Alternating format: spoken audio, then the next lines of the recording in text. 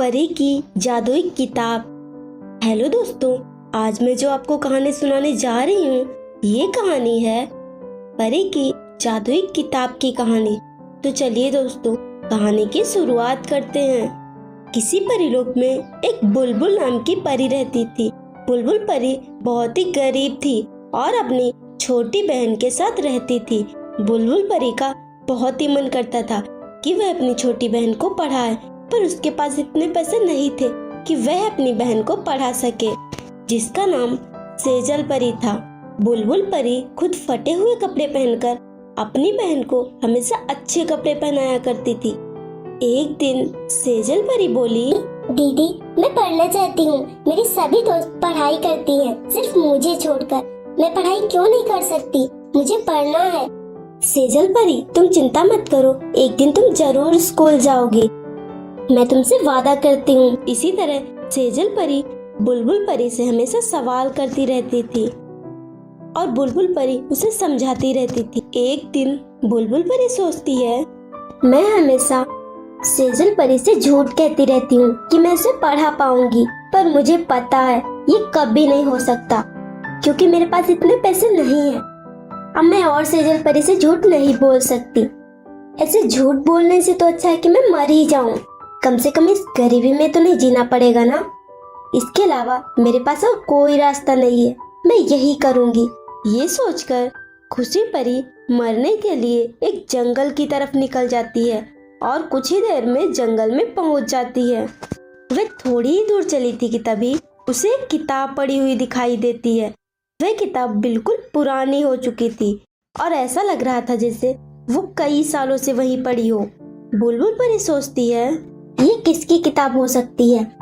मैंने तो ऐसी अजीब किताब कभी भी नहीं देखी। एक काम करती हूँ, मैं ये किताब सेजल परी के लिए ले जाती हूँ, वह बहुत ही खुश हो जाएगी। ये सोचकर बुलबुल परी वह किताब उठा लेती है और वहाँ से चली जाती है और कुछ ही देर में अपने घर पर पहुँच जाती है।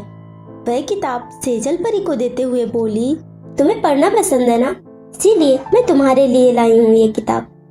सेजल परी वह किताब ले लेती है और बहुत ही खुश हो जाती है। इसी तरह कुछ दिन बीत जाते हैं। एक दिन दोनों परियां सो रही थी, तभी बुलबुल परी को कुछ आवाज सुनाई देती है, जिससे बुलबुल परी की नींद खुल जाती है। वह देखती है कि वह किताब हवा में उड़ रही थी और बोल भी रही थी। खुशी परी बहुत ही डर जाती है और उस किताब के पास जाती है। जादुई किताब बोली, तुम्हारा बहुत बहुत धन्यवाद, तुमने मुझे उस श्राप से मुक्त कराया। क्या ये कैसे हो सकता है? तुम बोल कैसे सकती हो? और मैंने कौन से श्राप से तुम्हें मुक्त कराया है? मैं एक जादुई किताब हूँ और मैं कई सालों से उस जंगल में पड़ी हुई थी। मुझे श्राप था कि जब तक मुझे कोई इंसान नहीं छुएगा तब तक मैं अपनी जादुई शक्तियाँ वापस नहीं पा सकती। जैसे ही तुमने मुझे छुआ और अपने घर लाई, मुझे मेरी सारी शक्तियाँ वापस मिल गयी। तुम मुझसे कुछ भी मांग सकती हो, मैं तुम्हारी सारी इच्छा पूरी करूँगी। ये सुनते बुलबुल परी बोली, मुझे कुछ नहीं चाहिए, मुझे बस मेरी बहन को पढ़ाना है। क्या तुम कुछ कर सकती हो? जादुई किताब अपनी जादुई शक्ति से बुलबुल परी को बहुत ही अमीर बना देती है और उसे ढेर सारा पैसा देती है ताकि बुलबुल परी अपनी बहन को पढ़ा सके। बुलबुल परी बहुत ही खुश हो जाती है। फ्रेंड्स, अगर आपको ये कहानी अच्छी लगी तो वीडियो को लाइक कीजिए और चैनल को सब्सक्राइब कीजिए। लालची सास और जादुई 3 मुखी मछली। श्रेया की सास उसे हमेशा परेशान किया करती रहती थी क्योंकि श्रेया का पति कुछ दिनों के लिए बाहर गया हुआ था, इसीलिए उसकी सास को रोकने वाला कोई भी नहीं था और श्रेया इतनी भोली थी कि वह कुछ भी नहीं कहती थी। एक दिन वह नदी पर पानी भरने गई और वह वहीं बैठी हुई आराम कर रही थी। अब तो काफी देर हो चुकी है, मुझे जल्दी से पानी भर के जाना होगा और काम भी पूरा करना है, वरना माँ जी मुझे फिर से परेशान करेंगी। जल्दी ही पानी भर लेती हूँ। तभी उस नदी में से एक जादुई 3 मुखी मछली बाहर निकलती है। क्या तुम मेरी मदद कर सकती हो? क्या 3 मुखी मछली? मैंने तो इससे पहले कभी भी 3 मुखी मछली नहीं देखी। क्या तुम एक जादुई मछली हो? हाँ, और मेरे सिर का ताज नदी से बाहर कहीं गिर गया है और उस ताज में ही मेरी सारी जादुई शक्तियाँ हैं। ताज के बिना तो मैं एक साधारण सी मछली हूँ। मैं बाहर नहीं निकल सकती क्योंकि अभी मेरे पास जादुई शक्तियाँ नहीं है।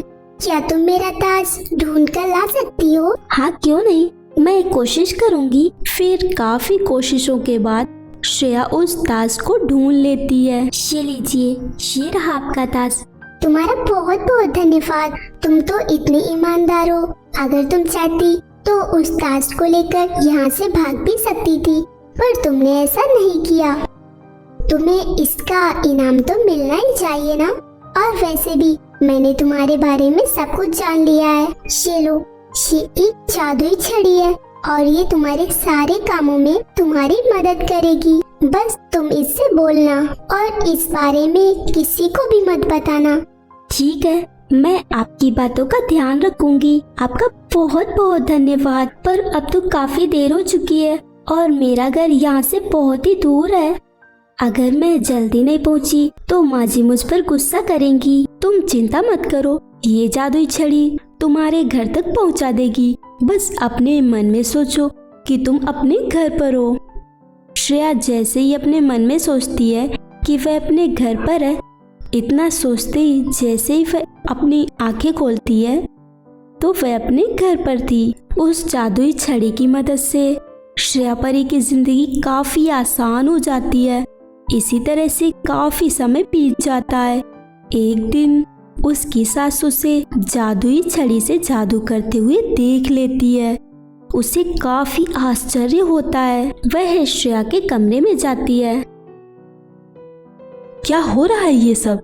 और तेरे पास ये छड़ी कहाँ से आई? वो माँ जी, ये मुझे पड़ी हुई मिली थी बस। तुझे क्या मैं पागल नजर आती हूँ? क्या लगता है मैं विश्वास कर लूंगी कि जादुई छड़ी, और वो भी ऐसी कहीं भी पड़ी मिल जाएगी? अगर तूने ठीक से नहीं बताया ना तो देख लेना मैं तेरा क्या हाल करती हूँ। श्रेया डरकर सारी बातें अपनी सास को बता देती है।